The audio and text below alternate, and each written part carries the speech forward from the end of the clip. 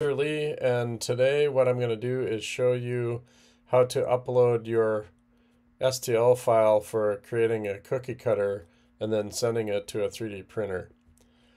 What I've done for the week 11 assignments is created a link that will allow you to upload your STL file that you've created in Tinkercad or Onshape.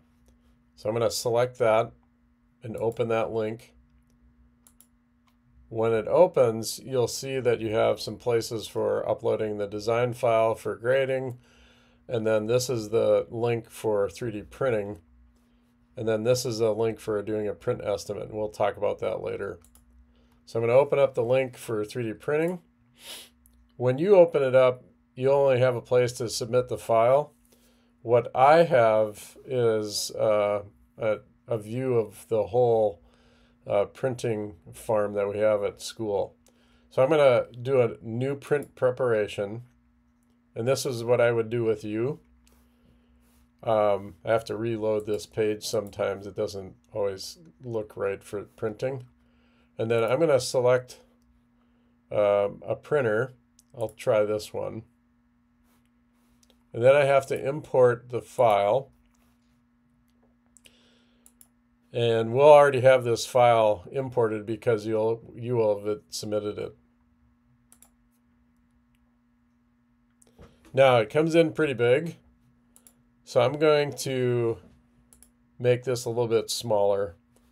This is the length and height, or length and width and height. It's about just under an inch tall. So I could scale it each part and unselect the uniform scale. But I'm just going to do everything about 75%. Then I'll center it. All I need to do now is make sure the raft is on. We don't need any support material. I have printer 11 selected, so this is ready to print. I am going to change this to min fill because we're not going to have a whole lot of stress on these, so it'll print way faster too. And then I select print. What it does is it creates the machine code to run the machine, and then once it's done, it'll be ready to print. You will need to get this information. This is the length and height and width because you're going to do a print estimate. When it's done creating the print file, you will get the information that it has for how much material it uses, and you're going to need that for the print estimate as well. So we'll let this kind of finish up. So it looks like I can look at it in the work queue, so I'm going to go over to here. It actually confirms that we can start the print, and I know this is ready to print. It's got filament in it, so I'm going to hit start print, and then that'll be ready when we come into school.